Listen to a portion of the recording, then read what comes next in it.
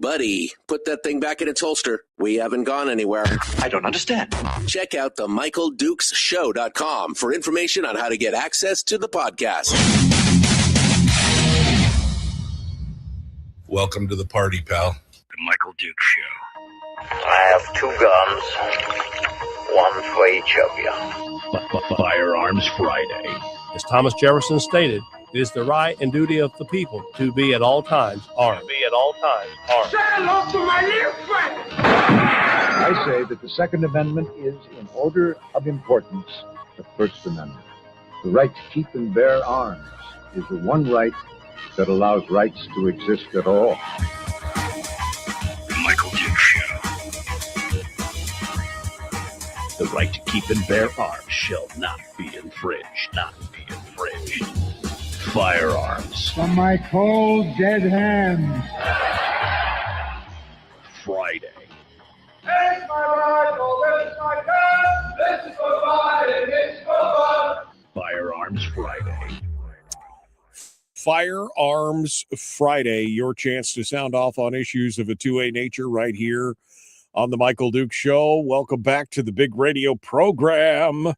Lots of stuff going on around the big homestead today, and we are going to continue to cover all of it here on the big show. Fridays, for those of you who don't know, is that one day a week where we dedicate it to talking about issues related to the Second Amendment, gun rights, and so much more. So we're going to continue that discussion today as we kick things off on this first day of Firearms Friday around the state of Alaska. First things first, I guess we'll give you the weather roundup for the whole state just because we can. And so folks know exactly where we're going here and what they can expect. If you haven't stepped outside yet, we're going to try and give you some highlights and some headlines as far as what you can expect when you go outside. Currently warming up a little bit down here on top of the world in Homer, Alaska, about 6 degrees or so here today, but there's still winter weather in effect across the state, including for folks who are listening up in the interior and going out into the southeast Fairbanks census area and the Denali borough. There's a blizzard expected again, up to 18 inches of snow in the Delta Fort Greely area. As well as 6 to 12 inches near Cantwell, all the north side looking like there's going to be a lot of strong gusting winds and snowfall up there. Kodiak's still going through that blizzard that we talked about. Blizzard conditions existing between 2 to 7 inches of snow and 50-mile-an-hour winds, all expected to continue on through 6 p.m. this evening as well.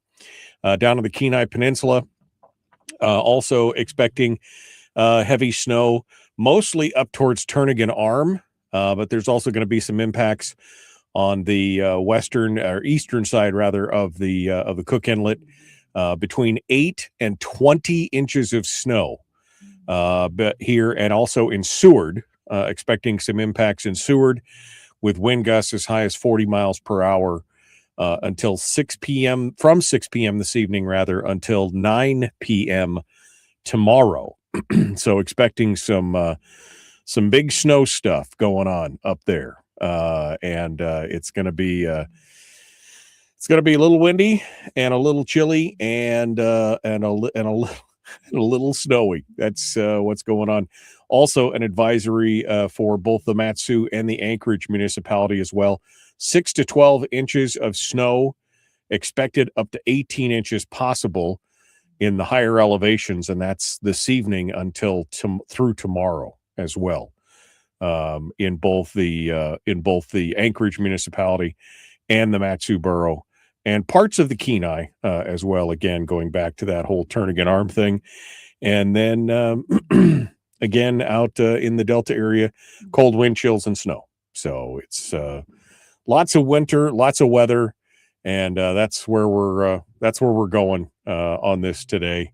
That's how we're getting started. So chilly burr, put on your snow boots, pack your snow gear if you're deciding to take a drive anywhere. Make sure you got your winter gear in your car and all your emergency stuff and everything else, and go out there and make it happen. All right. 30 below in Fairbanks, -3 in Wasilla, 10 degrees in Sildovia. Again, 6 or 7 degrees here up on top of the hill in Homer. All right. Well, let's get cracking here, shall we? Today's show, no Willie Waffle today, which I'm a little bummed about, but Willie had some personal stuff that he had to take care of today. And so we'll be joined by him next week. We are going to be talking in hour 2 with Top Shot Chris Cheng. This will be our first visit with Chris for the year. And we'll be talking with him right at the top of the second hour today. He's gonna come in a little bit earlier than he normally does, and we'll chat with him about all the things that are going on in California and see what happened over the new year, see if there's anything new for him to discuss, and we'll get into that as well. There's been a lot of things happening across the country, over the holidays and this week, quite honestly, that have raised some interesting conundrums for Americans, and we're going to talk a little bit about that. Plus, there's some horror stories that we've seen across the world in regards to firearms and things like that. And, we're going to take a minute just to dive into some of those things and use them as cautionary tales, I guess we should say. Cautionary tales as to why what we should be paying attention to and why the Second Amendment matters here in the United States. And so we're gonna dive into all those things and talk about them.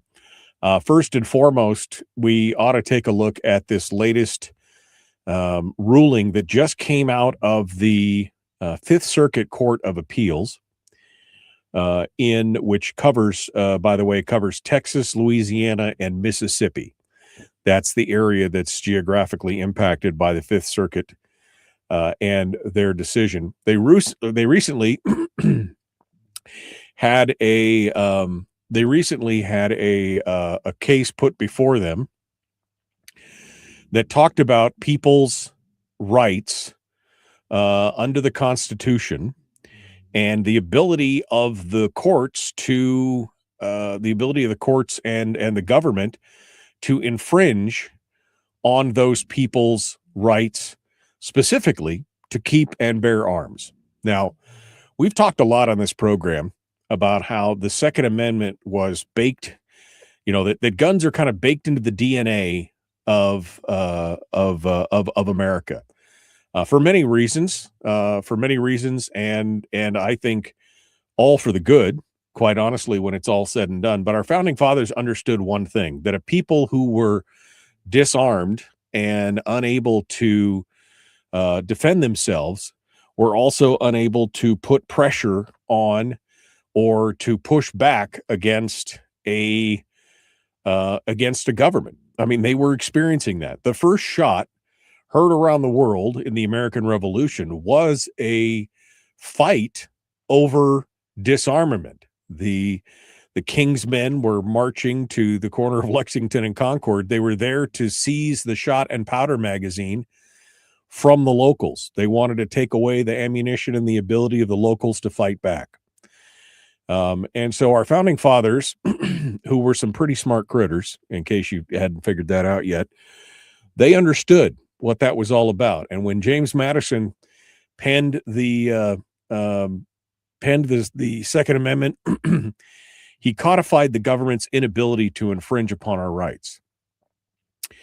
Unfortunately, 249 years later, coming up on 250 years later, we have a lot of armchair warriors out there and elitist sycophants who basically have decided to either just not read the clear language or intentionally misinterpret what the Second Amendment does and what it means here in the United States.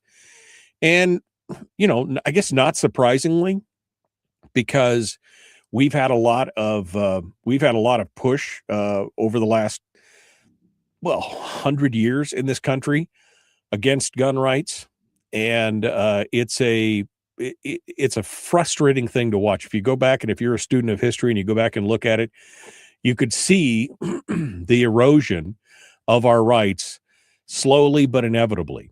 It was an inch by inch, everything's a cinch kind of thing, right? How do you eat an elephant one bite at a time?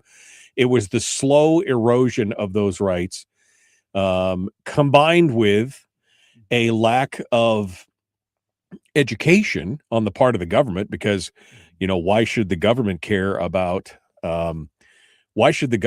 about being historically accurate when they talk about things like the foundation of the country and the formation and everything else, when the government is the thing that the founders were afraid of, if you read anything from the founding fathers, they would just come or were just going into a revolution against the government of Great Britain, and they were very much right there on the edge of that. They were very much aware of what was going on in their world, and why government was such a dangerous thing.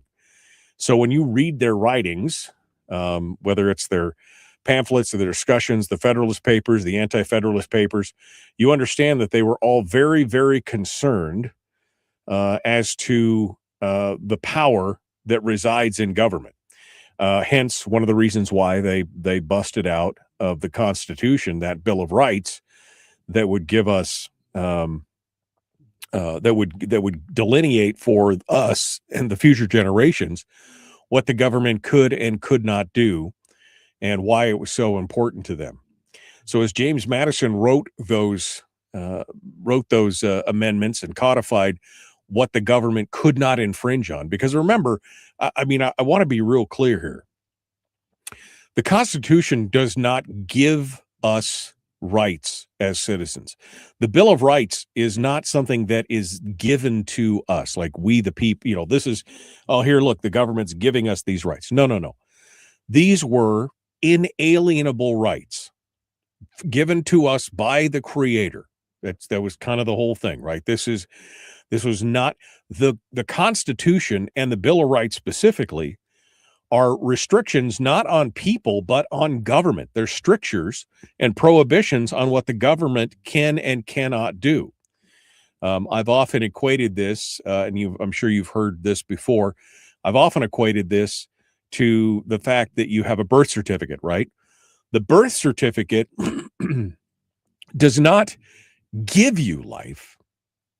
The birth certificate merely delineates the fact that you were born and that you are alive. It doesn't give you rights. It just states that you were born on this day in this location. And that's what the Second Amendment, that's what these rights that are delineated in the Constitution, it's the same thing. They're not contributing or giving you rights. They are merely outlining what those rights are that you have inalienably, and they put the strictures on government that says, shall not be infringed. You shall not do this, shall have no right. You shall not be able to, that you cannot be forced to incriminate yourself. You cannot be forced to house, soldiers on your own property. You can't be, all these things. You can't be told what to worship or who to worship, and your speech can't be restricted. These are all things that were given to us by God or Creator or whatever it is that you happen to believe out there, nature, natural law. And this was simply a stricture on preventing them from being able to infringe on that. Slowly but surely, that's been chipped away over the last, 100 years. I would argue one of the biggest examples of that is the U.S. v. Miller in 1934, which we're coming up on the 100th anniversary of. And the U.S. v. Miller was a taxation scheme that ultimately led to the National Firearms Act. That's really what it came out of, was the National Firearms Act of 1934. which was a taxation scheme against American citizens. They knew that they couldn't infringe on people's rights, but they knew that Congress did have the power to tax. So therefore, they created a taxation scheme that required citizens to register certain firearms with the government and pay the tax on those firearms. Now, the problem is that the taxes were so onerous that almost no one could afford to pay it. For example, the U.S. v. Miller case had to do with a gentleman who had a shotgun that was 1/2 inch shorter than what they deemed to be a legal non-taxable length. The shotgun was a sawed-off shotgun, 1/2 inch shorter than what they said was okay, and they did prosecute him under the National Firearms Act, saying that it was untaxed. He hadn't paid the tax, and therefore it was he was the bad guy. Now, the tax on that said shotgun, interestingly enough, the tax has never changed. The tax since they started this in 1934 has never changed. And the tax is $200. Now, to us, we're like, $200 tax, that's still pretty stiff, but it's not. But you have to realize that in 1934, that shotgun cost $5. $5. And they wanted him to pay a $200 tax on $5, right? And so if you went ahead and threw that out there into today's terms, if you buy a $500 handgun, you now have to pay what, $2,000? No, it's more than that. It's $20,000. $20,000 on a $500 pistol. I mean, it's ridiculous when you put it like that, but that's what it looked like back in the day. The shotgun was the Sears and Roebuck, whatever, $5 shotgun. They wanted them to pay a 400% tax on that shotgun. And that's what we're looking at today. Those are the kind of rules that have slowly but surely been put in place across the years. But there is some pushback. This Fifth Circuit Court of Appeals ruling has some very interesting implications on it. And I'm going to get into that here in just a second, but I realize that I've been talking for quite a while and I'm up against the break. So we'll continue with that here in just a moment. We're also going to talk about what recently happened in Canada, in Brad Keithley's favorite area, Cape Breton. What does it spell for the rest of the nation? And a little bit of a horror story out of England, which is just, when you read it, it's chilling. We're going to continue with more The Michael Duke Show. Common sense, liberty-based, free-thinking radio.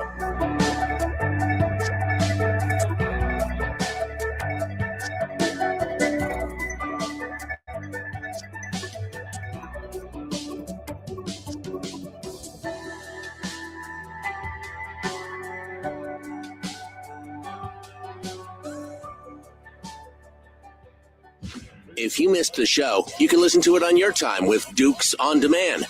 Oh, and it's free. Like America used to be. Streaming live every weekday morning on Facebook Live and MichaelDukesShow.com. Man, how did we...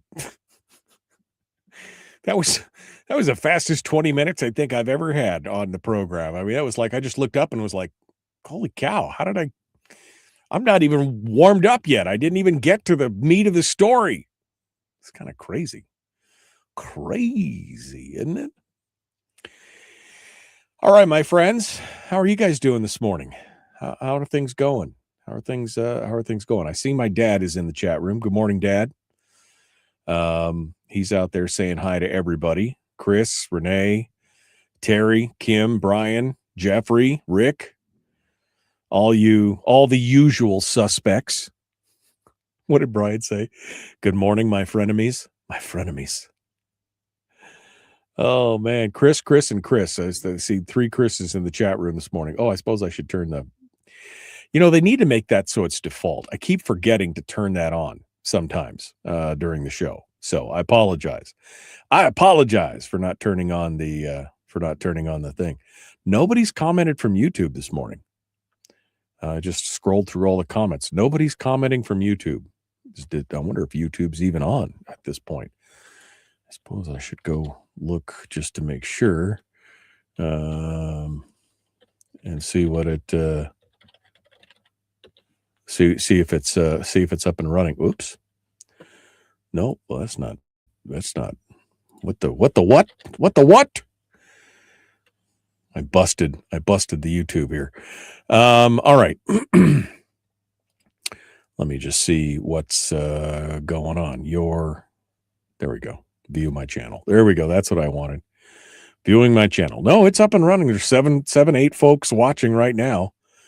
So good morning, all you folks on YouTube and you folks on Rumble and you folks on and the folks on Facebook.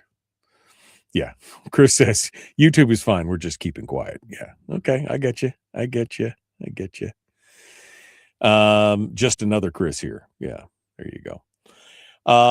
Anyway, some interesting, I got to be honest with you. This one story that we're going to get into here in just a few minutes, which was from the Firearms News, is not just a little chilling. It's a lot chilling.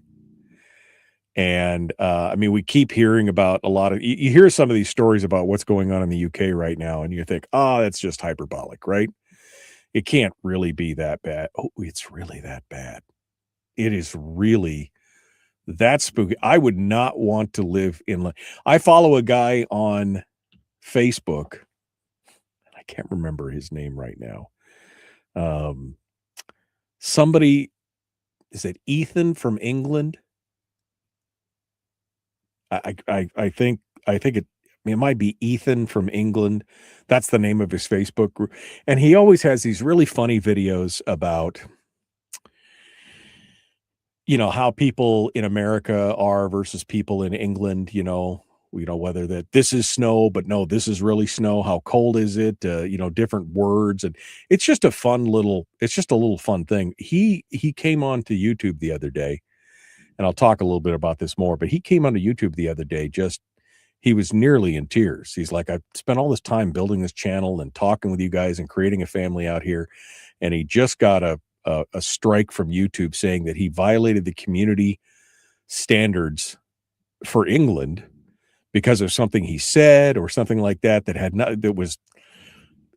got to tell you, I don't think I want to revise that. I would not want to live in Great Britain right now or any time here in the past or in the future. But there's just no way. We are lucky to be in the freest nation on the face of the earth. That's what I'm saying right now. As much of a problem as we may have, as much as, it's crazy. Yeah. Katie Hopkins is another one. The British comedian, and even in Canada, I mean, Jordan Peterson and his problems that came out of Canada, if you followed that and exactly how they were, persecuting him, it's a spooky time, my friends. It's a spooky time to be alive in that regard. All right, here we go. We're 8 seconds out. The Michael Duke Show, common sense, liberty-based, free thinking radio.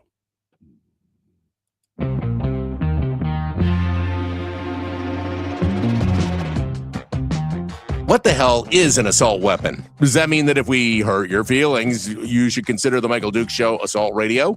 Okay, we can accept that. Here's Michael Dukes. Kind of a dick, but somewhat funny. Okay. We got some other stuff to talk about here this morning, but I wanted to continue on this discussion with this Fifth Circuit Court of Appeals decision. Under U.S. Title 18-922G1, anything that's U.S. Title 18-922 is a firearms regulation, just so in case you were wondering there.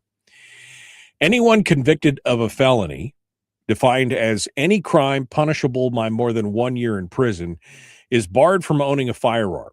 Now, this is an automatic restriction. It doesn't have to, it automatically applies whether or not there's any kind of specific offense. It doesn't matter if it was violent or nonviolent, whether it was a regulatory or paperwork violation, a tax problem, or anything else.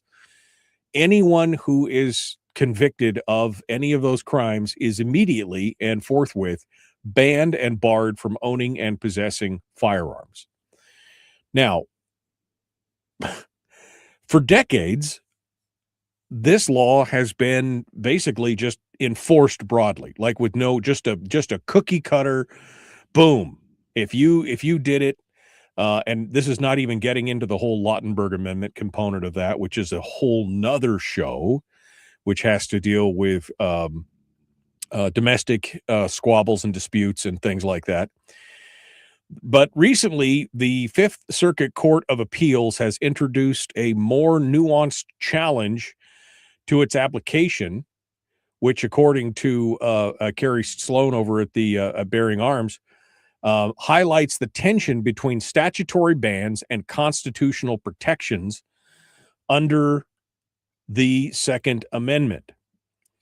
Now, the Fifth Circuit didn't completely dismantle the whole felony gun ban thing, right? They didn't enjoin the whole thing. But it did, in a more nuanced approach, declare the law to be unconstitutional as applied to a specific defendant, making it more targeted rather than a sweeping overhaul. But it's a chink. It's a chink in the armor. It's a first step. From a legal perspective, the as-applied challenge is a critical distinction in constitutional law, unlike a facial challenge, which would basically invalidate the whole statute entirely. Okay. This all comes down to a single defendant whose name was Edward Cockrum. Now, the court determined that while the ban might hold up in general scenarios, enforcing it against Mr. Cockrum violated his rights. At the core of the decision was his background, which highlighted the overreach of this prohibition by the federal government. Cockrum had been convicted of a single felony, which was failure to pay child support. Now, this is obviously serious. It has serious implications for his family, for his children, but we know how contentious those things can be. But it did not involve violence. It did not involve weapons. It was never a threat to public safety or anything else. He never served prison time. He received a non-custodial sentence, that's what they call it, basically just saying, hey, the court emphasized that stripping this person of their Second Amendment rights for life based solely on a nonviolent financial-related conviction did not align with the historical underpinnings of firearms regulations. Now, of course, when they made this decision, they were leaning heavily into our favorite case, that landmark decision, which was New York State Pistol and Rifle Association v. Brune, right? This is the Brune decision, which basically established a framework of evaluating gun laws, requiring that the courts have to assess whether a restriction is consistent with the nation's historical, traditional of firearms regulations. If there's a precedent somewhere, if there was some historical analog to what they were doing. They basically say that under the test, modern laws must have a historical analog, meaning that they should mirror those regulations from the times of the founding fathers. And they did. The Fifth Circuit applied it rigorously and concluded that there is no long-standing tradition of disarming individuals for nonviolent regulatory offenses like unpaid child support. The ones that they did find, noted by the court, typically focused on disarming those individuals who were deemed dangerous, like violent criminals or those who posed imminent threats to the public. Now, this is a great ruling, and it's a good first step in dismantling this overall. Now, what's going to happen, I'm sure, is that many of the other courts are going to take a look at this, but eventually this is going to go all the way up to the Supreme Court. Not all circuits are aligned. Not all circuits are as friendly to guns or as friendly to the Constitution as others. And so this is just a first step. in that regard. But I expect to see this challenge in other circuits around the country. But this is good news. I know people say, well, why would you be happy that a criminal is, how many times have you known somebody who did something foolish at a very young age, but then turned their whole life around later on? And I would argue, even whether it may have been violent or not, but especially those that are nonviolent, what you would call, I guess, white collar crimes, paperwork violations, financial issues, getting in trouble with the government in one way or the other. How many times have we seen that over and over and over again? So this is good news for us in that regard. So I wanted to start off with that little piece of good news as well. Here's another interesting conundrum, and this is where we go a little bit overseas and we start talking about some of the things that are going on in other countries. One of our friend Brad Keithley's favorite places in the world, in fact, his Homer, I remember Homer was my, before I moved here, was my life goal was to get to Homer, right? His favorite place in the world is Cape Breton, Nova Scotia in Canada. Interestingly enough, the Liberal government of Canada launched its first test run of a buyback scheme in Cape Breton, Nova Scotia. This was their pilot program. This was the one that they said, okay, we're gonna start. There's still too many guns out there in Canada. Although, how do they? There's still too many guns in Canada. So when they put it together last fall, the officials predicted that in the area of Cape Breton, there were about 200 firearms that were banned under Justin Trudeau's regulatory scheme. And about 200 firearms would be handed in. And since the guns have to be registered in Canada, they had a pretty good idea of how many newly banned guns were in the area, as well as, who the owners were, because they have a registration scheme. Remember, registration leads to confiscation, and confiscation can lead to, as my old friend Aaron Zellman used to say, could lead to genocide. But shortly after the pilot program came to a halt, the police chief in Cape Breton told reporters that the buyback effort had fallen far short of its goal. Turns out only 25 guns were collected. 25 guns were collected. Now, they tried to spin this a little bit, and the spokesperson for the Public Safety Ministry said in a statement, it was an opportunity to test the program's processes and systems and confirm that works well and identify and address any potential gaps and challenges. The government said there were a number of lessons learned, including the need for a clearer registration process and more instructions. The pilot program also flagged some functional gaps in the way the online portal worked, which they said, quote, may have been challenging and confusing to some participants of the program. Now, they could try and spin this any way they want, but I don't think that part of the buyback problem was that people were just too dumb to figure out how it worked. I don't think that's what it was. I think what it was that they were just not interested in handing over their guns. I think they've reached a point at this time where they've seen, kind of the more insidious aspects of, Canada, right? Non-offensive, sorry, right? This is not offensive Canada. And yet we saw after the Canadian trucker thing and everything else, the government came down like a bag of hammers on everybody involved, violating rights, coming down and cracking down on people. And they showed their totalitarian slip was showing, right? The authoritarian tendencies were showing at the bottom of their skirts. And people started going, whoa. So I don't think this is as much as, our buyback program just wasn't clear enough and the instructions, and you were just too dumb to figure it out. I think it was because people were just like, they've gone as far as they want to go. Now, we saw, again, we keep seeing about Australia, right, and their buyback, how that was 30 years ago now, how they did it. And, of course, we understand now, and through a lot of hindsight, we can look and see that it was not the success that they expected. In fact, they basically have admitted that it was the vast majority of firearms in Australia are probably still in citizens' hands in closets and attics and under floorboards and everything else because, hey, shocker, in Australia, the former penal colony for Great Britain, they don't trust the government. Shocking, I tell you. So they were a little surprised that more people did. Now, they didn't say whether or not they were going to go door to door, house to house, and around it, because remember, there's registration in Canada. So they haven't said yet what's going to happen. This was just a pilot program. Now, the Canadian government has allocated $750 million for this buyback thing, and they say it's going to roll out here in just a few weeks. It's going to be very interesting to watch what happens next. Very interesting to watch what happens next in Canada over this kind of stuff. But I think you're seeing that the people are reaching a point of non-compliance. Again, this is the Irish democracy that we talked about. This is that danger part that we talked about.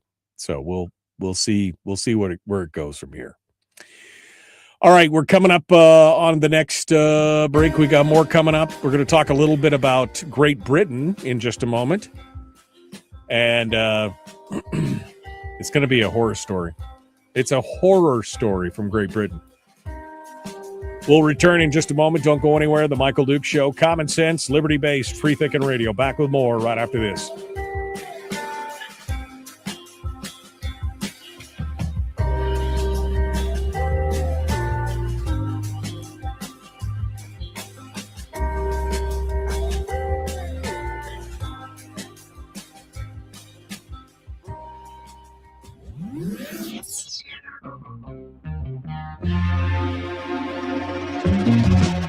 Running on 100% pure beard power. Oh, also some coffee. We dip our beard in coffee. Ha, nice beard. The Michael Duke Show.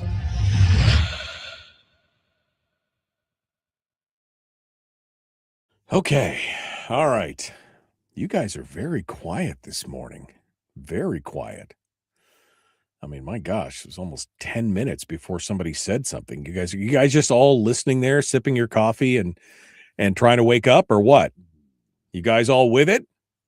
Hello, this thing on? Guys are all super quiet out there. All right. Did you see this story in Fairbanks? What do they say? Is it 7 people? One day after the Fairbanks mayor and law enforcement leaders called 8 violent incidents over the last 10 weeks coincidental, including 7 shootings that left 4 people dead, residents offered mixed reactions about the safety of the Golden Heart City. I'm just looking at this. I just think it's this is just kind of the way of the world. The world is getting to be a little bit more of a violent place. I mean, look at what's going on in Anchorage. The violence spiral in Anchorage has, over the last 10 years it's gotten arguably much worse. Not surprising that we're seeing some of the same things in Fairbanks. And I think some of this has to do with some of the more nihilistic tendencies of our younger folks and maybe the doom and gloom on the news or whatever. But, again, not surprised about what we're seeing down in Fairbanks. Not surprising at all, but we'll see. Chris says my coffee's still brewing. Chris Eichenloeb says, if you want some chatter, ICE just shot a white woman in Minnesota. Discuss. I've watched the video. I saw the headlines and then I watched the video, and I got to say, I think it was a justifiable shoot, quite honestly. If you watch the video, you could see it.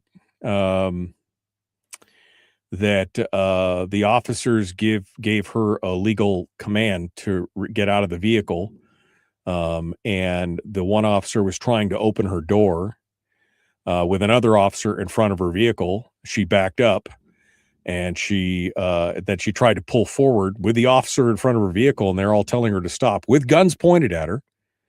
Two of the officers had guns pointed at her. The other officer was trying to open the door.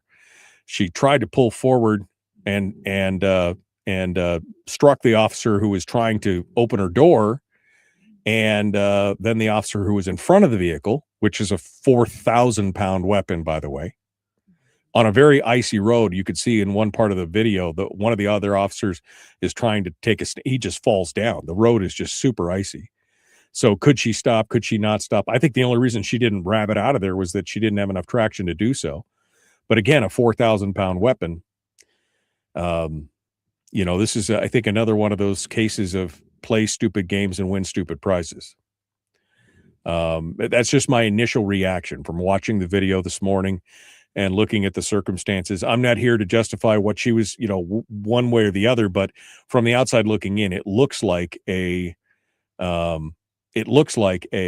legitimate use of force. Gordon says, yep, this particular officer had already been drugged down the street in an earlier incident. Well, that's unfortunate.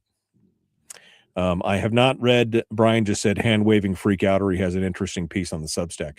I'll have to go back and read that because, again, I don't have all the details. All I have is the basic thumbnail paragraph description of what happened and then watching the video. Again, it's already pretty much settled case law. It's already, that anybody who uses a weapon and drives at someone, a police officer or not, that's it's a weapon. It's a 4,000-pound weapon. Okay. And so again, play stupid games, win stupid prizes. When you're surrounded by people with guns pointing them at you and telling you to get out of the vehicle, you don't drive away. You don't attempt to drive away. At that point, you just get out and do what they say. And if there's a problem with it, you sort it out in court. Just saying. But you guys, what are your thoughts on it? Chris says, the other Chris says, I totally agree. And Gordon, of course, was just saying, yep, he agreed as well. I don't think she was from another state. Because somebody said she had just dropped her kids off or something. I don't know. There's lots of conjecture around it. But again, just looking at the video, that pretty much says it all right there. When you got 5 cops around you telling you to get out with their weapons drawn, you don't just punch the accelerator and try and get out of there when somebody's standing in front of your car. All right, here we go. The Michael Duke Show, Common Sense Radio.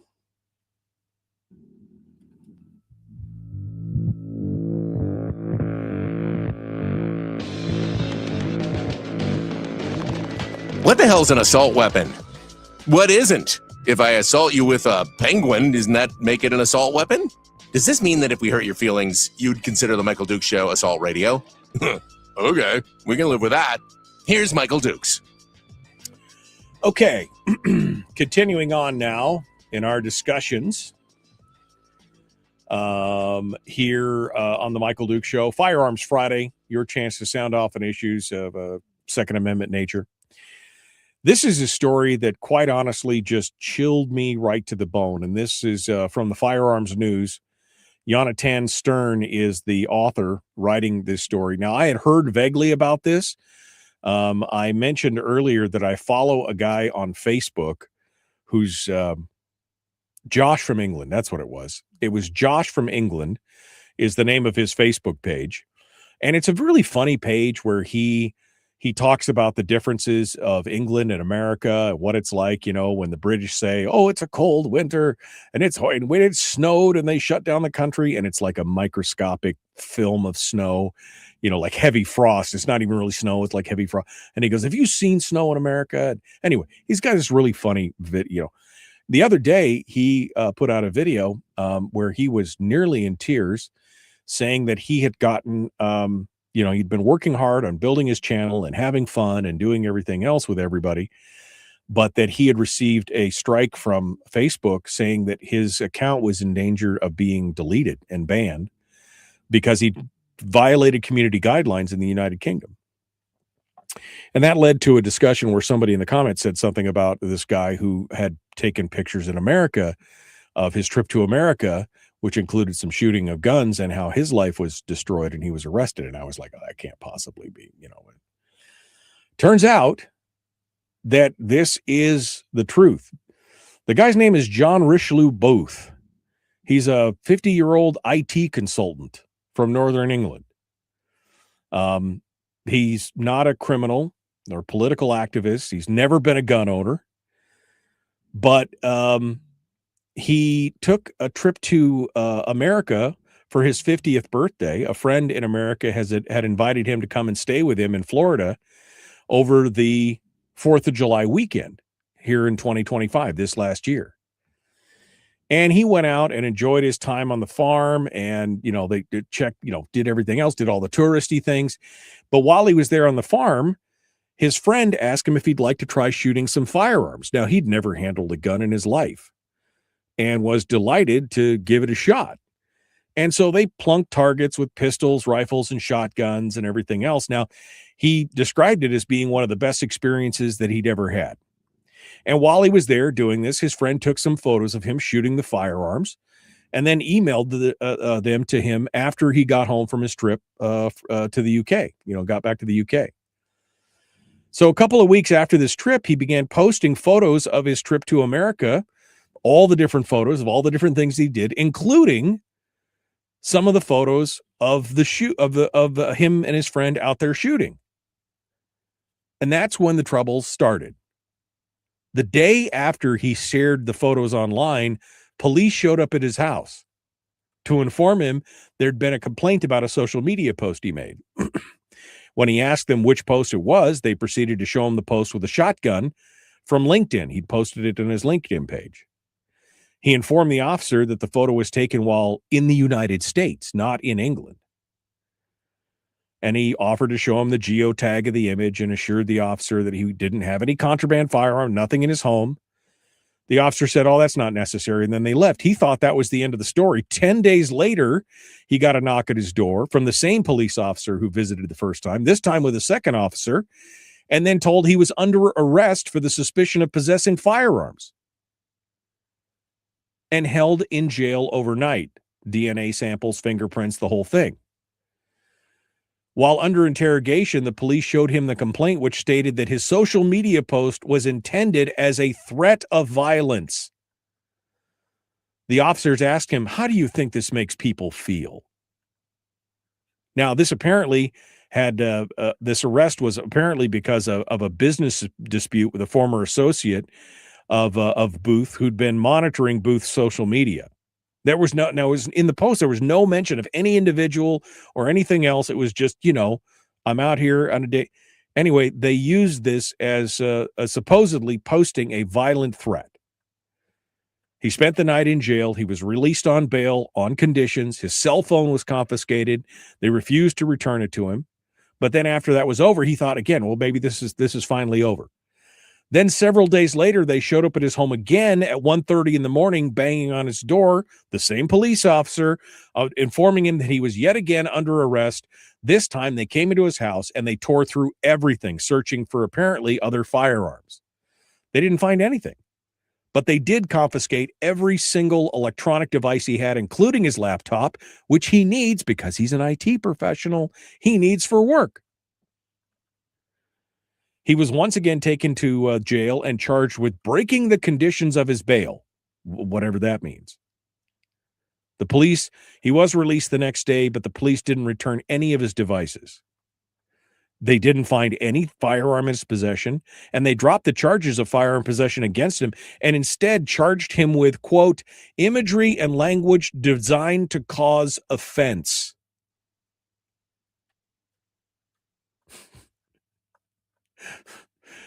Somebody was offended by what he posted. He said that this whole ordeal has obviously destroyed his life. He can't work due to all his stuff being confiscated. Criminal charges have tarnished his reputation in the community, within the business world. He basically is now trying to petition the U.S. and request asylum in the U.S.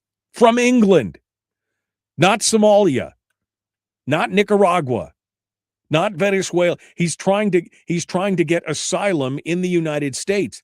He basically told the Firearms News, quote, 1984 was supposed to be a novel, not a freaking instruction manual.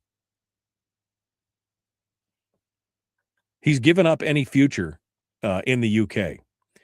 And so he and his friend are trying to reach out to President Trump and Secretary of State Rubio to get asylum in the U.S. He goes, he's just got to immigrate. He's got to get out of there. I mean, this is insane. Absolutely insane. He was in another country participating in a lawful legal activity in another country, and somebody's feelings were hurt. And so they just destroy him in his own home country because of that. And of course, if you've been following what's been going on with the whole free speech thing in England, you've all seen the videos of police officers showing up at people's doors because of social media posts. Because somebody was offended or upset about what somebody else posted on social media. And so the bobbies show up at their door and either threaten them or arrest them on the spot for their social media posts. I mean, this is not hyperbole. This is not fiction. This is what's happening right now. Right? Some of the same kind of things to a lesser extent have been happening in Canada over the last few years. If you've been following like Jordan Peterson and her persecution of why he left Canada because of the same thing that was going on there, where anything that you said, if you challenged anybody, it immediately became hate speech and they wanted to prosecute you for it. This is the same kind of thing. Although, again, no speech was involved. He was simply posting pictures of his vacation. But somebody weaponized the government against him, and the government was more than willing to go along.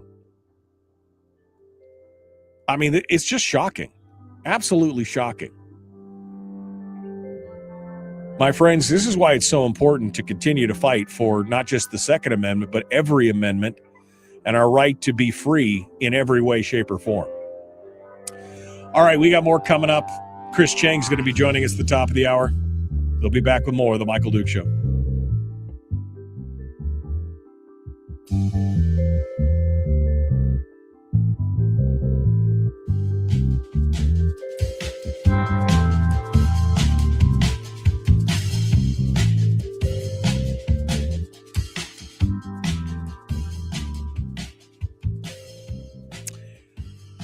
Okay. I mean, it's insane, man. It's insane what's going on over there. Brian says it's time to decouple ourselves from the dystopian country called England. I mean, I think this just proves that that the founding fathers were pretty smart guys back in 250 years ago. Pretty smart guys when it was all said and done. Pretty sharp on there. All right. Let's I see that my brother from another mother, Chris Cheng, is over in the thing here. Oh, he's gonna. Hey there, my friend. How you doing? What's going on in your world? It's a wonderful Friday morning, and I got my coffee, and I don't know. I'm here chatting with you. We're going to talk about guns and such. Yeah. Did you follow this story on this guy Booth in England? Were you following this at all? No. What was happening in Jolly Good? England? A quick synopsis. Guy went on vacation for his 50th birthday from England to his friend's farm in Florida and spent some time out there. And as part of the vacation, one day they went out and did some shooting in the backyard on this big farm in Florida. And when he got back, his friend sent all the pictures that he'd taken of him, on the farm and doing vacation stuff and of the shooting stuff. He started posting it to social media, and the cops showed up at his house and didn't say the first time they didn't do anything, came back 10 days later, arrested him for suspicion of owning a firearm, couldn't find anything. And then came back and arrested him again for not terroristic threats. What was it? What did they say? It was the second time around. He'd spent a night in jail. His cell phone was confiscated, yada, yada, yada. Anyway, they came to his house. They entered his home, tearing through everything, searching for firearms. They came up empty-handed, confiscated every single electronic device he had. He was an IT worker. And then once again was taken to jail for breaking the conditions of his bail. Whatever that means. And then charged him with imagery and language designed to cause offense. Wow.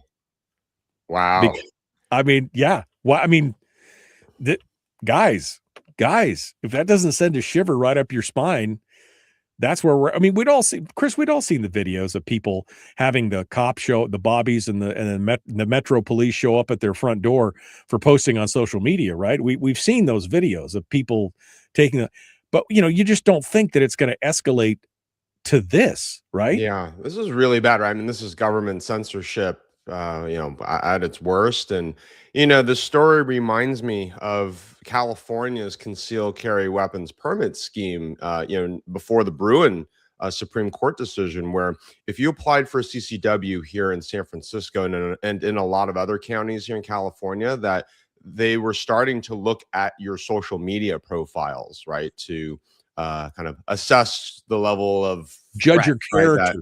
Judge your character. That's what they said. Right? Yeah, exactly. Yeah, and God forbid you post something offensive to the government overlords, right? You could possibly have your CCW permit denied.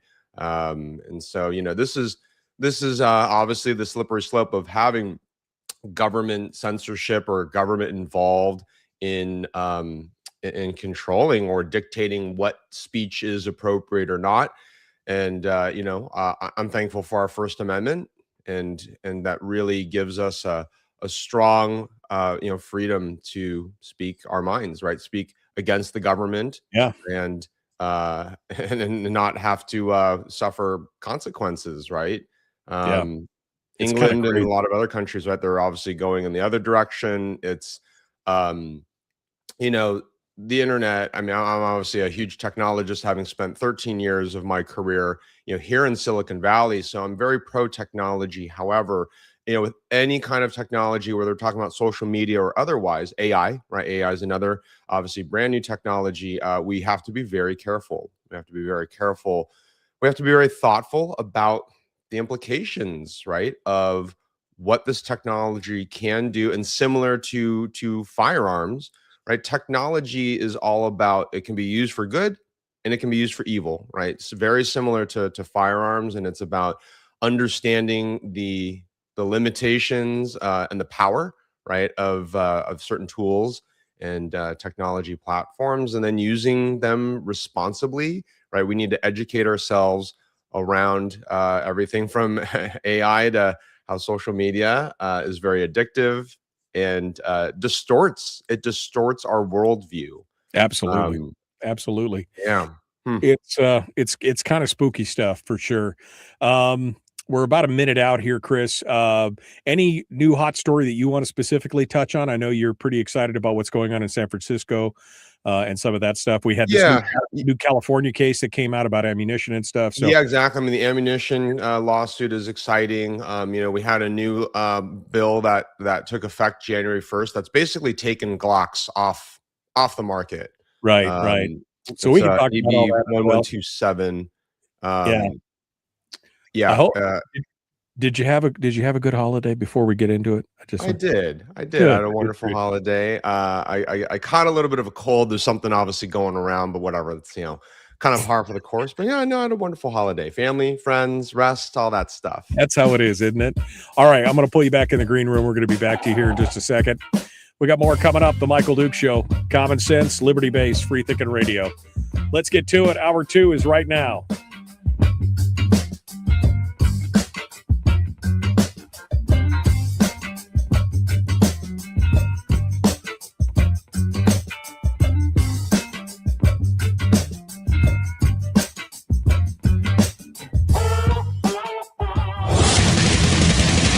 Whoa, buddy. Put that thing back in its holster. We haven't gone anywhere. I don't understand. Check out the MichaelDukesShow.com for information on how to get access to the podcast. Welcome to the party, pal. The Michael Duke Show. I have 2 guns, one for each of you. Firearms Friday.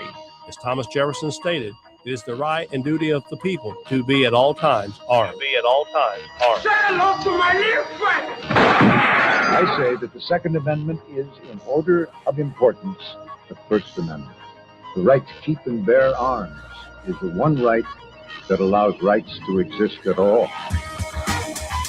The Michael Duke Show. The right to keep and bear arms shall not be infringed. Not be infringed. Firearms From my cold, dead hands. Friday. Take my rifle, this is my gun. This is for fun, and it's for fun. Firearms Friday. Firearms Friday, your chance to sound off on issues of a 2A nature right here on the Michael Duke Show. Welcome to the program. Hour 2 of the big radio show today. It's literally been the fastest show in history. I can't believe we're already to hour 2, but that means we get a chance to visit with one of our favorite people a little bit early this week, but it's our first chance to visit with him since the holiday break. And I want to get right into it. Chris Cheng, Top Shot champion from season 4 of the History Channel show Top Shot, also author of the book Shoot to Win. He's been a spokesperson for the National Shooting Sports Foundation. You can find him at topshotchris.com and follow him on all the socials and everything else. He joins us today to talk about guns, firearms news, and so much more. Hello, my friend. How are you doing? I am wonderful. Good morning to you and your listeners. And well, thanks for coming. Yeah, happy new. You had a great holiday, right? I mean, it was a relaxing. Did it feel good? Was it a nice unwind? Yeah, indeed. Yeah, lots of great time with family and friends. Had some great meals. Caught a little bit of a cold, so I also got some rest. So that was kind of an intentionally nice thing. Caught up on some Netflix shows. Yeah, it was a good holiday. Look, they say that unconsciousnness is not really sleep. Okay, so just try not to get into it. Well, good for you. I feel the same way. I spent a lot of downtime, and it was really enjoyable, and I'm glad we're all ready to go for this new year. Chris, living in the People's Republic of California has got to have its challenges. Of course, Gavin Newsom has he's out there banging the drum, trying to repeal the Second Amendment. You've got a democratically controlled legislature that basically has never seen a gun control law that they didn't love. And there's some good news happening. There's also some bad news happening. And even in your local town of San Francisco, there's been some massive changes as well. So I don't know where you want to get started this morning, but tell me what your thoughts are here as we get into the new year. Yeah, let's start. Let's talk about some Glocks.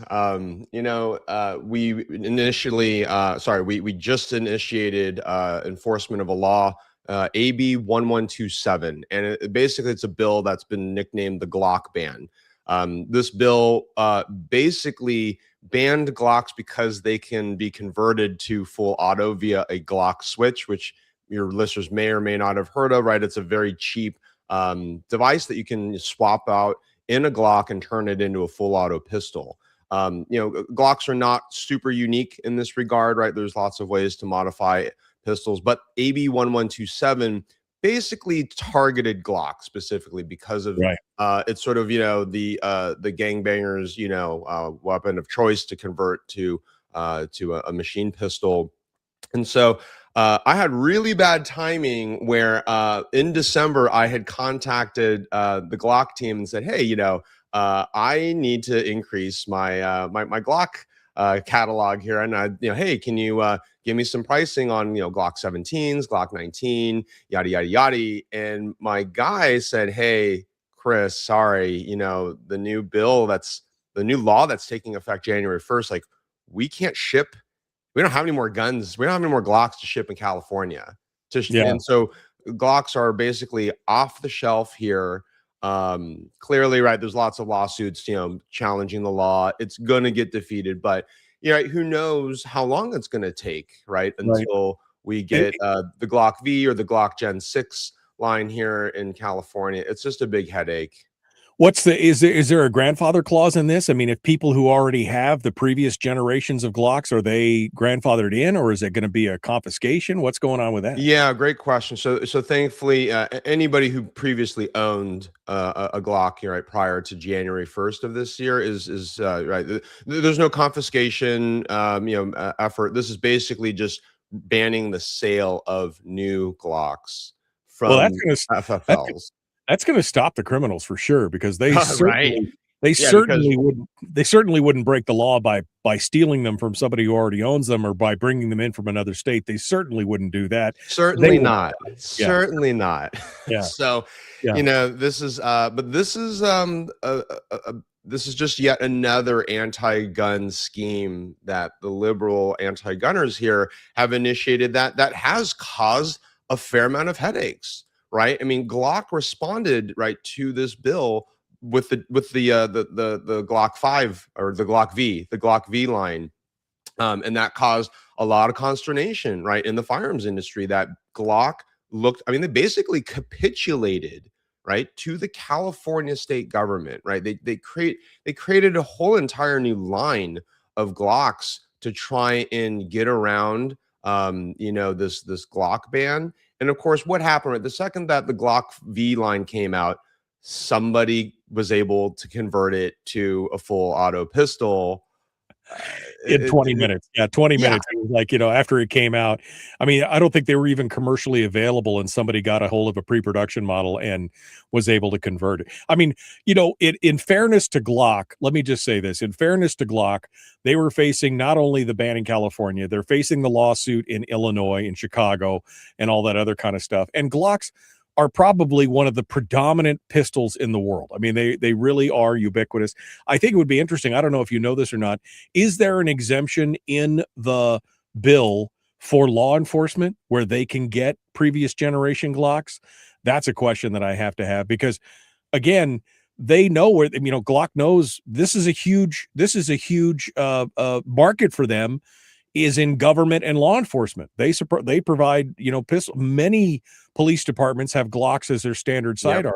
Yep, and so true. They knew that this was going to be a difficult thing.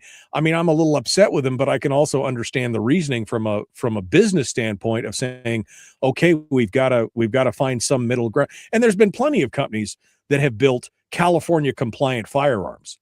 Right. There's been plenty of companies that have built ARs that are California compliant with the, push button things and all that, and the thumb hole stocks and all that. So this is not anything really new. It was the fact that Glock discontinued all the previous lines and then went to this full new Glock V standard. Yeah. So, I'm not sure if there's an exemption for law enforcement. However, I can tell you that gun shops are not carrying Glocks anymore. Right. They're not, the dealers and distributors are not shipping them to California FFLs. And there was a run on Glocks, basically up until the end of 2025, because everybody knew, that they were basically going to be banned. So even if a law enforcement officer wanted to purchase a brand new Glock now, and if there was an exemption, I mean, they would be hard pressed to even just find one in a gun store, right? They probably have to go through special order, through their department or something like that. But I'm confident that this law is going to get repealed and deemed unconstitutional. We'll probably see Glocks back on the shelves. But that's just a question, right? Will it be a few months? Will it be a year? Yeah. Will it be multiple years? And what's the cost, right? That's the other thing. when they foist all the cost of defending a constitutional right back on the citizenry, where the government has all their deep pockets and their tax dollars to basically, we had John Sturgeon up here in Alaska who took a case about, it wasn't about guns, it was about navigable waterways, but he took that case from Alaska all the way up to the Supreme Court, cost him over $2 million to fight that case. He eventually won.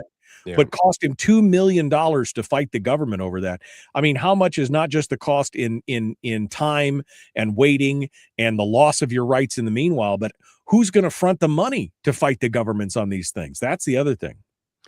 Yeah, right. It's costly and it's expensive, and this is the reality, though, right? And when I think about this Glock situation, right, we are only as strong as our weakest link. And I really wish that Glock had held the line and did not capitulate. And we need, right, lawsuits are expensive, right? Yep. But you're gonna spend those dollars on research and development and capitulate to the government, right, and create a new line of Glocks that are just as hackable, right, and convertible into a machine pistol, or you're going to divert those dollars, right, to your legal fund, right? And we know that this is going to be a constant battle, right? That's the interesting thing about civil rights, right? So this fight for our civil rights, this fight for our freedom, it will be never ending, right? I think we need to understand that. Right now, you might be freer in Alaska than I am here in California, but if Governor Newsom successfully runs for president in 2028, Alaskans' freedom is going to clearly be at risk, right? Not just for the Second Amendment, but for a lot of other of our civil rights and freedoms. And so this is where if you care about our country, if you care about the freedoms and the values that this country was founded on, then we have to, one, be paying attention, right, to what's going on. Yeah. And number two, right, we have to take action, right? Whether this means donating, right, to your favorite Second Amendment organization, voting for pro-freedom, politicians, rallying or whatever, volunteering, campaigning for pro-freedom politicians, whatever that looks like for you, right? But get involved, right? Get involved in your community and speak out and defend our freedoms. Yeah, no, absolutely. And I would like to point out, by the way, that those Glock switches, the conversion, that's all illegal too. I mean, those are all, you're breaking the law so again, one more law doesn't seem like it's going to slow down that kind of criminal behavior. But unfortunately, that's the response of government. And like you said, this is going to be a never-ending fight because the nature of government is to control. It is to control the individual. That's correct. And that's what I was talking about this earlier in the show. That's what the founding fathers were worried about when they enumerated those rights in the Bill of Rights, is that they were worried about the government getting too powerful because they'd just gone through a revolution. They were just going through a revolution. They understood that. All right, we're going to continue here with Chris Cheng, Top Shot champion, season 4 of the show Top Shot, author of the book Shoot to Win. TopShotChris.com is where you find him. We're going to continue here in just a moment. Back with more. The Michael Duke Show. Common sense, liberty-based, free-thinking radio.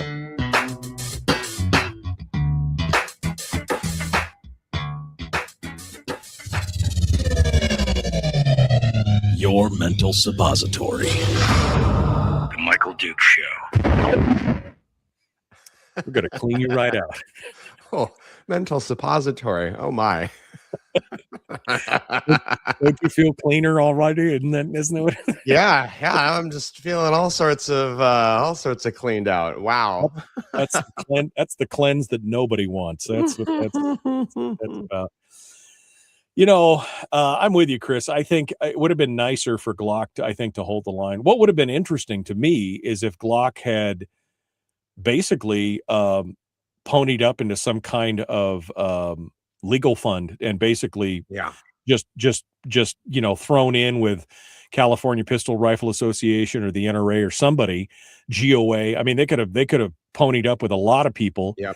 And they could have thrown, millions of dollars, a few $1 million into the hat, and probably been able to defeat this faster than if they just. I understand why they did it from a business standpoint, but at the same time, like you said, I wish they had held the line. Yeah, right. They could have fired up a legal fund, like you said. And hey, look, right. if you got everybody throw $5, $20, $50 or whatever, right? You would have had hundreds of thousands, right, of people. I would bet that would have donated to a Glock legal fund to fight this.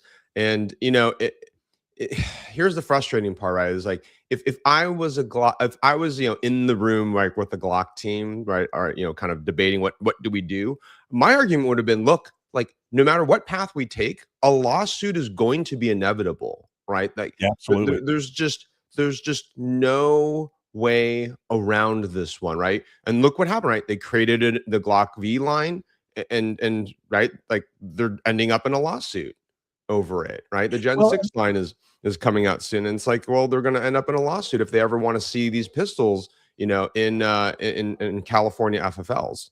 Yeah.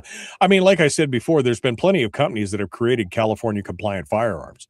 They just didn't eliminate all the other versions of the same. I think Glock could have done the same thing and had a Gen V, or which would have been maybe a Gen Cal or something, where it was a California compliant, firearm, or one that would be compliant in California and Illinois, because again, Glock is already involved in a lawsuit in Illinois over this. Why capitulate at that point? It seems like it's almost admitting culpability for people who are taking a legal, lawful product and are then converting it illegally. It's already illegal it's illegal to rob people, by the way. It's illegal to shoot people, by the way. Again, how this is going to fix that is kind of it's just ridiculous. But this is what California's done. This is what California's done for years. Yeah, it's just a never-ending battle here in California. It's par for the course, but it's something that we have to continue fighting. And people like me and other Californians, right? We are here to stand and fight. Yeah, well, I got to say, I admire your chutzpah for remaining behind the lines, in the People's Republic, because and I wonder. We got about a minute and a half here, but I wonder what's the overall feel in California? Do you think it's swinging? Do you think people are starting to understand the loss of freedoms, or is it still just kind of the way it's always been? Yeah, that's a really good question. I think some Californians are starting to, they definitely are feeling the pain, right? The cost of living here has shot through the roof. A lot of the business regulations are just suffocating small businesses.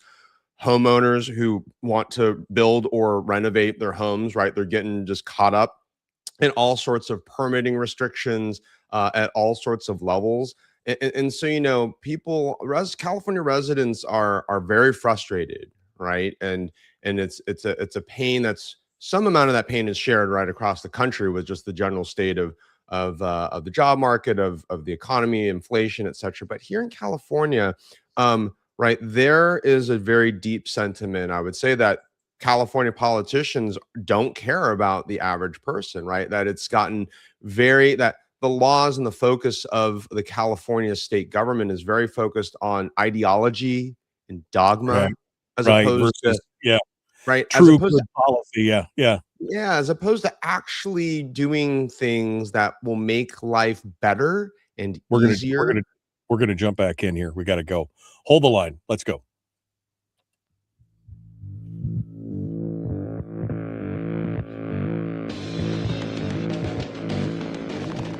What the hell's an assault weapon?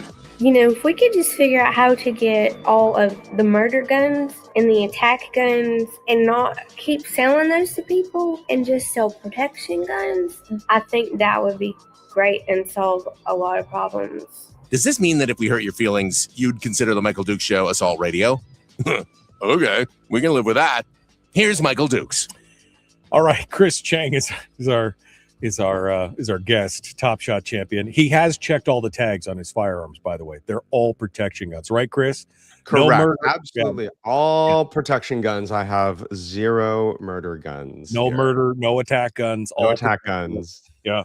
And you might even have a pink one or a purple one in there somewhere. So just to keep it real. Well, Chris, it's not all bad news. There's been some good news coming out of California. There was a recent case about the purchase of ammunition, which has now been declared it's a win. So give us the details on this and tell us what your thoughts are.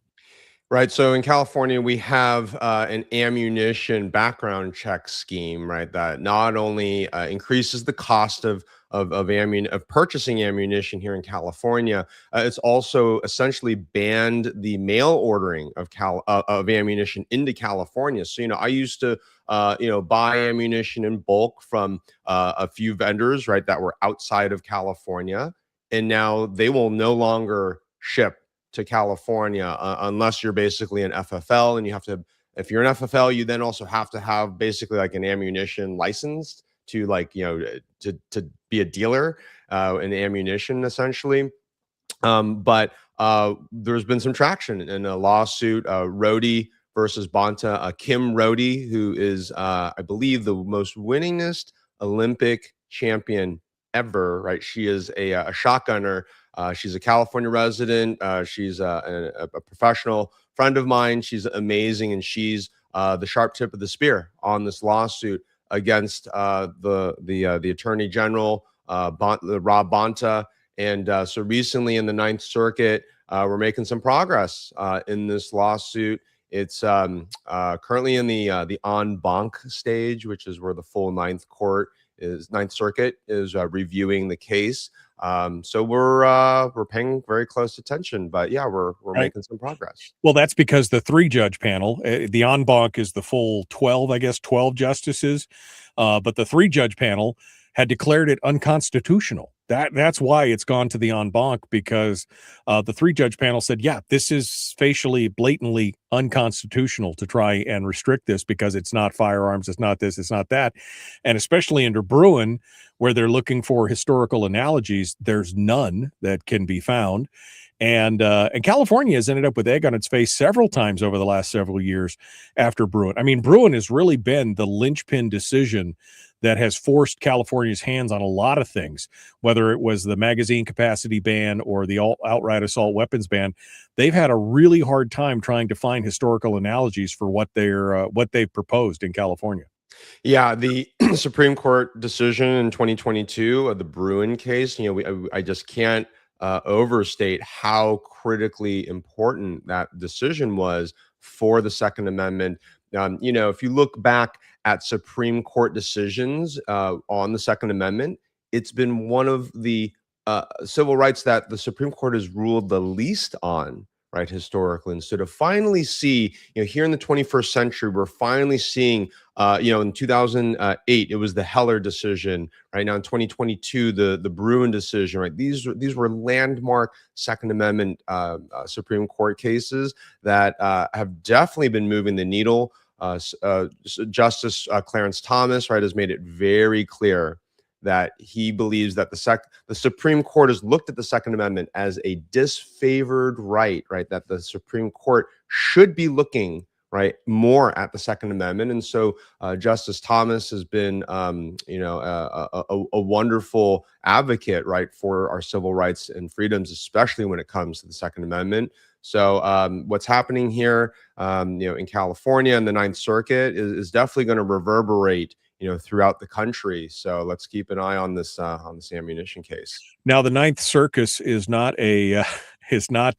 necessarily a friendly Second Amendment friendly circuit, but they have made some impressive rulings overall, even in en banc status. So any feel on where you think this is going to go? Do you think this is going to be pretty obviously declared unconstitutional? Yeah, I mean, I am a gambling person, so my money is that the Ninth Circuit is going to find this unconstitutional. I believe this will go up to the Supreme Court as well, because the California Attorney General, they love fighting this stuff. Right. And you also have to kind of think about the human elements of this, right? That no matter what happens, sometimes, I would say in terms of the Attorney General here, Rob Bonta, he's a politician, right? And for him, this is good, right? For him to be in such a high profile case, even if he loses, he at least was a fighter, right? I think that is another part of the motivation here. Is this is classically part of a a lot of liberal and, to be frank, like Democrats' attitudes towards, let's just do something, Right. quote unquote. It's virtue signaling, essentially. Yeah. It's virtue signaling with taxpayer dollars trying to take away people's rights. That's Yeah, essentially right. Let's just, quote unquote, do something, even if it's unconstitutional, even if it's illogical, even if it's ineffective, but people are people, right? And what I mean by that is we're going to do things that are in our own self-interest. right. And so, the California government, right, and the politicians, right, they're going to fight this to the very end. And when they lose at the Supreme Court level, they're going to continue to think about other anti-gun schemes to initiate here in California and all across the country. So it's a never-ending battle. And this is, when we talk about love, right, love for our country, love for our fellow Americans, love is something that is worth fighting for, right?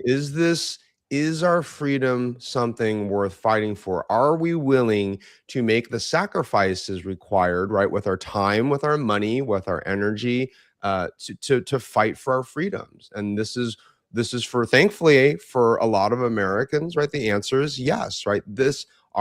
I am important enough. My life is valuable enough that I will fight for my freedoms, and my freedoms are your freedoms, right? Yeah. That is the prevailing attitude, for a lot of Americans. So, right, I'm not just fighting for my Second Amendment rights. I'm fighting for your Second Amendment rights and everyone else's, and that's a win-win. Right? Yeah. That is that's, and I think that's love, right? That's Right. the amazing part about how, if we care for each other and we fight for each other, that our country can be strong, right? That we can continue to be the best nation in the world to live in. Pull back out of this kind of decline and spiral that we're seeing, I think, in a lot of ways. Final thoughts here, Chris Cheng. I know you got to go here, but what's new for Chris? What do you got going on? What's in the hopper here? What are we going to talk about? Well, the last quick update. I over the Christmas break, I finalized my manuscript for my novel on the Purple Heart Battalion. Right, it's a World War II novel based on true story of a group of Japanese Americans who volunteered from the incarceration camps to fight for the U.S. Army. And the Purple Heart Battalion, they're also known as the 442nd Regimental Combat Team. They became the most decorated unit in United States military history. It's an amazing story. I'm hoping to get the book out later this year, or maybe next. I'm hunting for a publisher. 2026 is going to be a banger of a year. I'm excited to get going. Good. I can't, like I said before, I can't wait to see an advanced reader copy of that. Because that's right up my alley. Fictionalized history, World War II. That sounds like some great stuff. You could find him at topshotchris.com. That's where you go to find all of his socials and everything else. He's got his book Shoot to Win, which I think is in his second or third edition. Second edition. Yeah. Second edition of Shoot to Win, which is some great basics for folks who've never picked up firearms before and done it. Chris Cheng, thank you, my friend. As always, it's great to have you on board. Thanks again. Have a good one. All right, folks, we're out of time. We got to go. The Michael Duke Show. Common sense, liberty-based, free-thinking radio.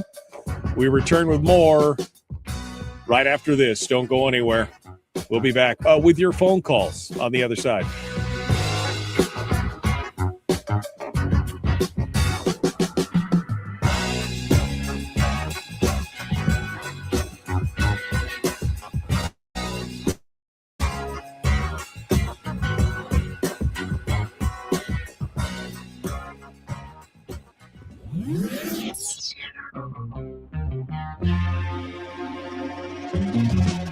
Running on 100% pure beard power. Oh, also some coffee.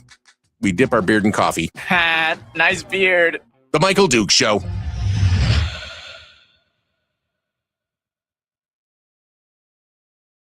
Okay, one final segment here of the big radio show. Man, so fast. Let me fix this real quick. Let's get the phone lines going. Shall we do that? I think we shall. Let's get it going on here. Thanks. And we'll We'll get things going. We got the all right. Everybody's in. All right. Phone lines are now open and rolling. You guys can feel free to call in and talk about anything that we've talked about today, or if there's something new that you want to be part of. I would love to hear what you guys have to say. Feel free to give us a ring.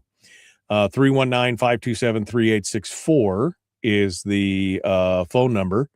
319-527-3864. Feel free to give us a call and chat with us. Tell us what your thoughts are, or anything else that you want to discuss on this beautiful Firearms Friday. This is the place to do it. This is the time to do it, with all the lines open and ready to go. Let me go back here to see what else you guys have been talking about. England is the new Middle East, says Robert. I mean, right? I mean, it's kind of crazy. It's kind of crazy what's going on over there. That story in England just really kind of chilled my blood. Brian says you could probably pick up a Glock or two on any street corner in LA. I mean, how serious is this? This goes back to our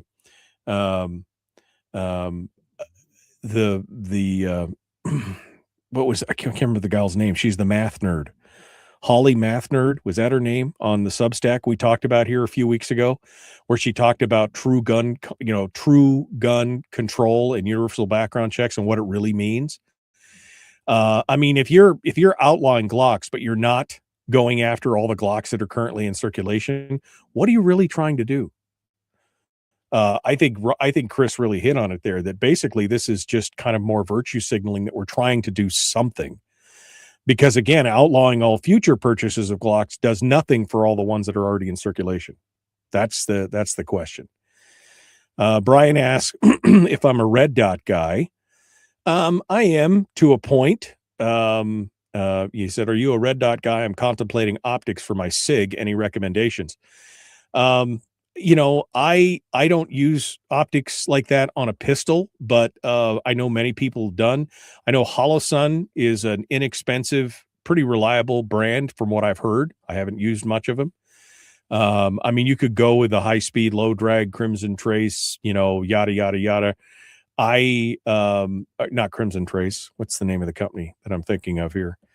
It's not EOTech. Anyway, there are several variations out there, but I've consistently heard pretty good things about Holosun, which again is an inexpensive optic a company who produces a lot of hollow sights and red dots and things like that.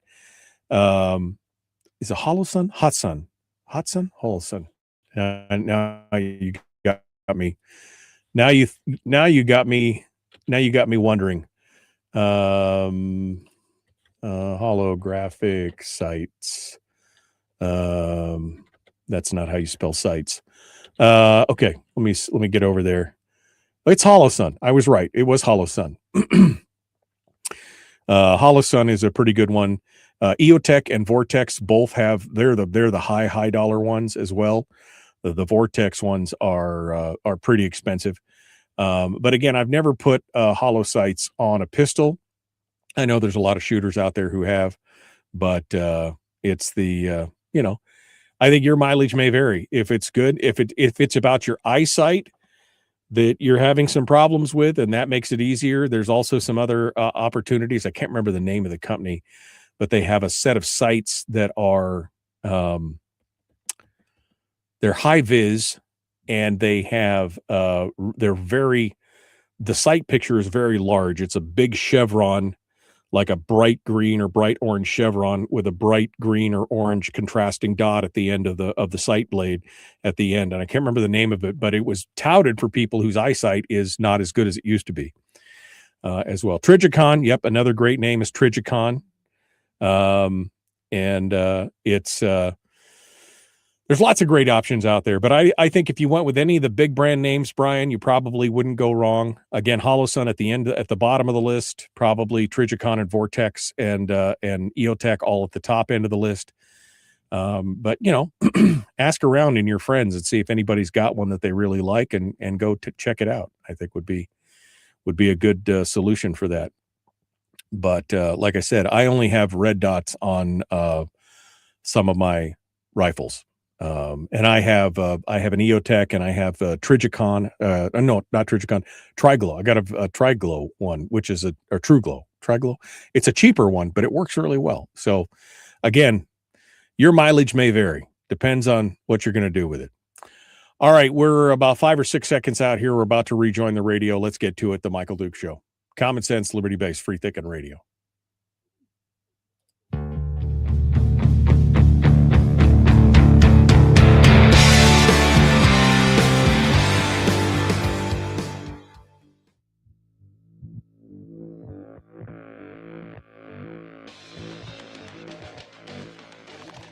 What the hell's an assault weapon? What isn't? If I assault you with a penguin, doesn't that make it an assault weapon? Does this mean that if we hurt your feelings, you'd consider the Michael Dukes Show assault radio? Okay, we can live with that. Here's Michael Dukes. Those assault penguins, though, whew, them and the trunk monkeys, definitely not. Does anybody remember the trunk monkey ads? Does anybody remember that?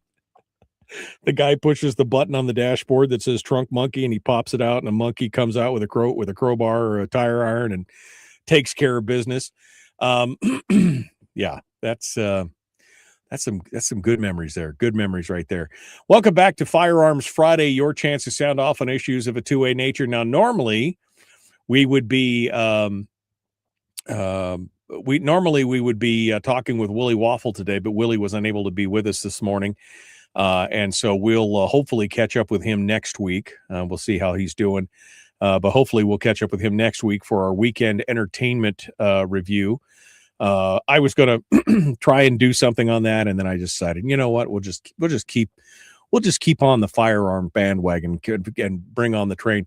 And that means it's time to also take some phone calls.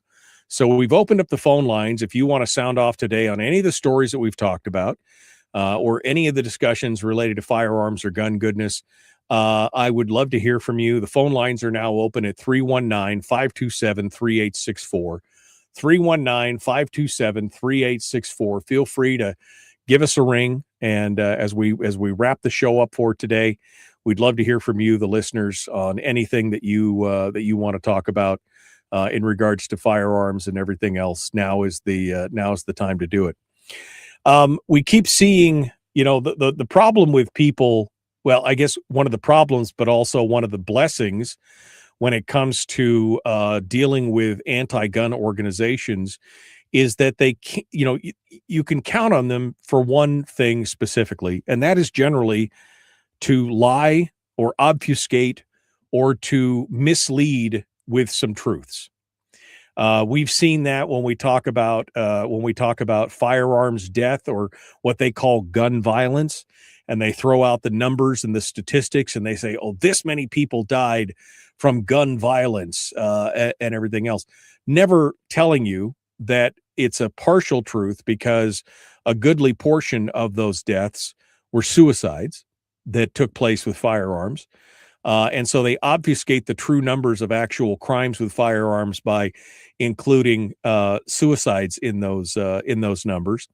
But there's even more of that, and it happens a lot of times, even with data that's being provided and is open source. I mean, it's open data that anybody can go look into, and we've seen that most recently.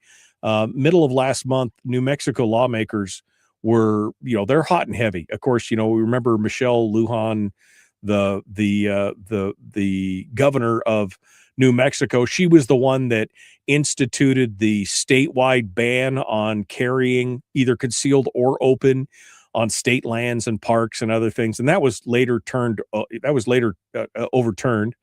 But she was continuing to do everything she could to basically prevent New Mexican citizens from being able to carry their firearms or exercise their Second Amendment rights. New Mexico is not a very friendly place for gun owners, which, again, surprising me how many of these Western states are into that, especially given their history in the foundation of the country and the westward expansion and everything else. But they have just publicized the New Mexico lawmakers have put forward a new national report from Everytown for Gun Safety USA, which of course is Michael Bloomberg's quote unquote grassroots, more like AstroTurf, anti-gun organization. They put out this new report from Everytown to justify some new burdensome and suffocating licensing, training, and fee requirements, all onto what is already a heavily regulated firearms retailers. They claimed when putting this out that 3 out of 4 guns found in New Mexico crime scenes were originally sold by a firearms dealer. Now, we're going to come back to that phrase and that statement in just a minute. But they said that in nearly 90% of cases, someone other than the original purchaser actually possessed the gun. And they said that that's rampant evidence of straw purchasing and lax gun retailers. Now, this isn't the first time that FFLs have been thrown under the bus by government. You'll recall that during Operation Fast and Furious, the gunwalker scandal that took place under the Obama administration, where the ATF co-opted local gun dealers on the Texas border and basically forced them to sell guns to known straw purchasers in what they said was an attempt to trace the guns and follow the guns and capture the guns and the people, across the border. And they sold thousands of guns to these people. And it was at one point, I remember we talked about this and we'd gotten a chance to talk to some of the firearms dealers down there. And they had said that they had begged the ATF, please we don't want to do this anymore. This is dangerous. And the ATF said, oh, no, trust us. It'll be fine. Of course, it wasn't fine. The ATF lost control of the operation. They weren't able to trace, one of the firearms was used to kill a border patrol officer. And when the wheels came off the bus, the first thing that they did was then throw all the gun dealers on the border that they had been working with. They threw them all under the bus. Hillary Clinton saying, oh, these are the evildoers that are allowing these guns to be sold. They're the ones that were selling all these guns to these criminals, and they should be held accountable for it. Again, this is not the first time that government has taken FFLs and thrown them under the bus. The Everytown report that they're talking about is called The Supply Side of Violence, How Gun Dealers Fuel Firearms Trafficking. And it leans hard into the BATF's trace data and recent trafficking assessments to use that and to make the argument that state level licensing schemes, higher fees, inspection mandates, essentially more government regulation and red tape, and quite honestly, strictures on civil rights, are the solutions to what Everytown says is the problem. And in fact, New Mexico's proposed legislation copies the script from Everytown almost to the letter. But when you actually look at what the ATF and the Department of Justice actually say in their reporting, in their data, and the federal laws that are already on the books, you'll find that that case is not really being made. Again, this is one of those things of one of those conditions of liars, damn liars, and statistics, right? Everytown's argument is that guns sold at retail wind up in criminal hands through straw purchasing and trafficking. Now, both of those things are already felonies under federal law. In fact, the ATF already has a disclaimer that they put in with a statement that says firearms are normally traced to the first retail seller, and sources reported for firearms traced do not necessarily represent the sources or methods by which firearms in general are acquired for use in a crime. The Gun Control Act of 1968 already makes it a federal crime to lie on the 4473 form that you have to fill out when you buy a firearm. The Bipartisan Safer Communities Act strengthened that law, making it, illegally straw purchasing firearms and trafficking in firearms now carries up to 15 years in prison. And in fact, the ATF and the NSSF which is the National Shooting Sports Foundation, have already had a 25-year partnership reminding the public of the penalties through a campaign called Don't Lie for the Other Guy, telling them straw purchasing is a crime and they could face, they're already on it. Now, I want to go back to that previous comment where the New Mexican lawmakers claim 3 out of 4 guns found in New Mexico crime scenes were originally sold by a firearms dealer. Well, duh. Right? I mean, all the guns that I own, well, probably not all of the guns that I own, but most of the guns that I own were probably purchased originally at a firearms dealer. Right? I mean, they had to originate from somewhere. And the Gun Control Act has been around since 1968. So 57 years. Probably most of the guns you own, whether you purchased them from a second party at a gun show, out of the tailgate of a truck. I mean, they all probably came originally from a firearms. That is the most nonsensical argument that I've ever. 3 out of 4 guns found in New Mexico crime scenes were originally sold by a firearms dealer. That's like saying 3 out of 4 guns found in New Mexico crime scenes were originally manufactured by a firearms company. Duh. Right? I mean, it's just ridiculous. But the problem is that the statistics that they're talking about, that Everytown is touting, that these New Mexican lawmakers are touting, it just doesn't really line up. New Mexico State Rep Andrea Romero, who, if we've talked about her on the program before, this gal is a piece of work. But she says, quote, "There are bad actors that have repeatedly sold these weapons to folks in the community, and they're still currently operating the state without any sort of accountability whatsoever." Now, if they had any proof of that, by the way, if they had any inkling that that was what was really going on, do you really think that the ATF would allow these FFLs to remain in business? In fact, the ATF's own report found that found just in a 5-year period from 2017 to 2021, where they looked specifically at 9,700 firearms trafficking investigations. They found only 136 cases of illegal firearms trafficking tied to FFLs over that 5 years. That's 1.6% of all the cases. They had almost 10,000 cases. In the country, there's 134,500 FFLs. That means that just 0.1% of all FFLs were being implicated in allegedly illegal firearms trafficking. 0.1%. Now, conversely, according to the ATF's own data, illegal straw purchases and private sales accounted for 80% of all cases.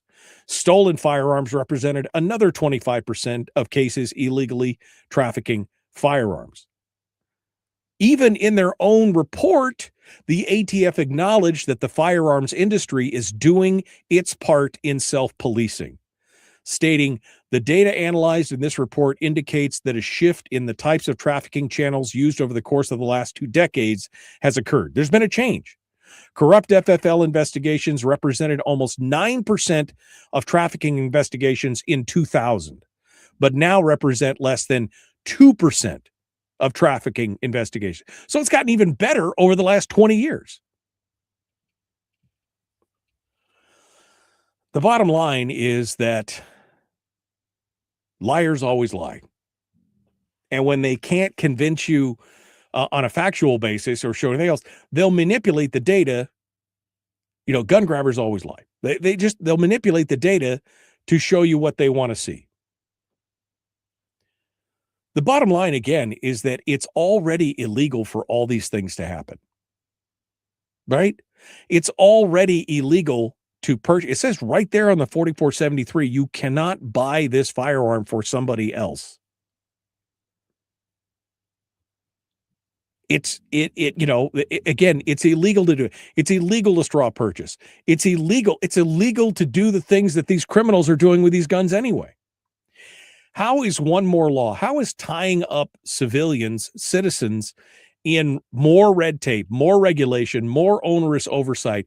How is that going to really do anything other than virtue signal about how much you're taking care of people?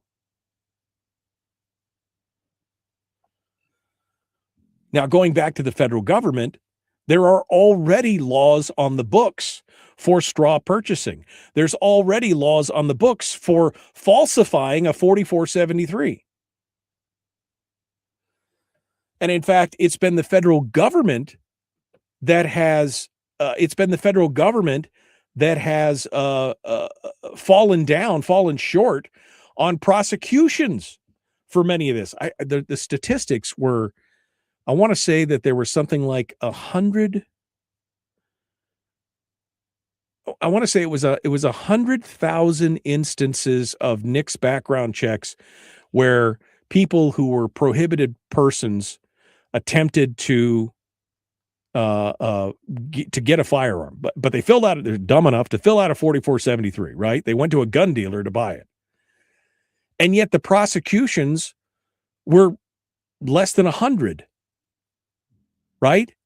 Out of all those people that filed and went in there and filled it out knowing that that they were prohibited people and they tried to buy, and yet the prosecution was a fraction of a percent. I mean, if you've got the laws on the books, why aren't you enforcing those instead of proposing new ones that you may or may not enforce, or you will instead selectively enforce instead? But maybe that's the answer. Maybe it's the selective enforcement is what they're looking for. They want to have the tools to selectively enforce it against people. I mean, this goes back to Mondami, right? You heard about Mondami's quote in New York, the mayor of New York, his new quote. Oh God, I'm looking for the exact quote. I actually pulled this up because I wanted to. Where is it? Here it is. This is Mondami's quote. The new mayor of New York, right? He got up, says that his actual quote was, I want to make sure that I don't get it wrong. He said, "We will replace the frigidness of rugged individualism with the warmth of collectivism." We're going to replace the frigidity of rugged individualism with the warmth of collectivism. Now, by the way, that's a direct target at the Second Amendment, because if you want to be a rugged individual, you want to be able to take care of yourself. You want to be able to, do for yourself, shrug everything off. You don't want the government to care for you, because you understand that it's tyrannical and that's controlling and in the nanny stating and everything else. Here's what he's saying: we're going to eliminate the individual in the compromise and in the hope of collectively, it's the most good. It's the highest personal good, right? This is socialism at its best. So maybe that's what these laws are all about. All these people pushing these laws is that really it's about having the laws on the books that they can then selectively enforce against the people who may be the most vocal about their agendas. Maybe that's what it's about. All right, well, we're out of time for today. It's the weekend. I hope you guys enjoy it. We will see you on Monday. And we appreciate you guys coming in. Be kind, love one another, live well. The Michael Duke Show. Common sense, liberty-based, free thinking radio.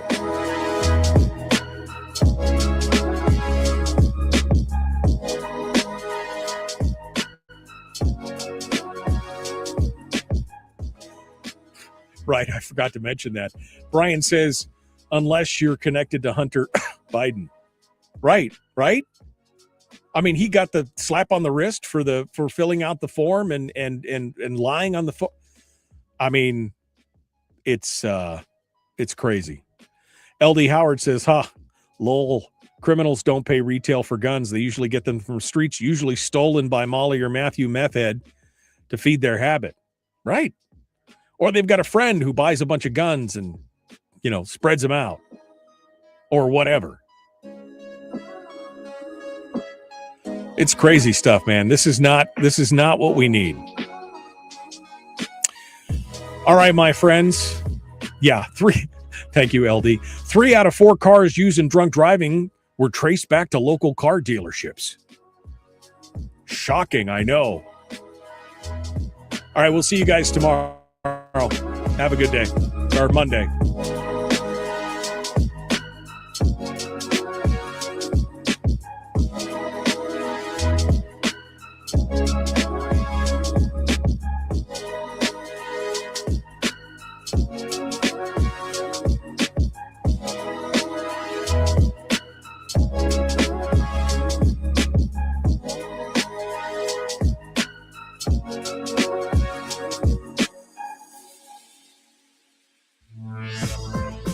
We've shed our terrestrial radio skin, and now we are slimy lizard internet people. It's the Michael Duke Show.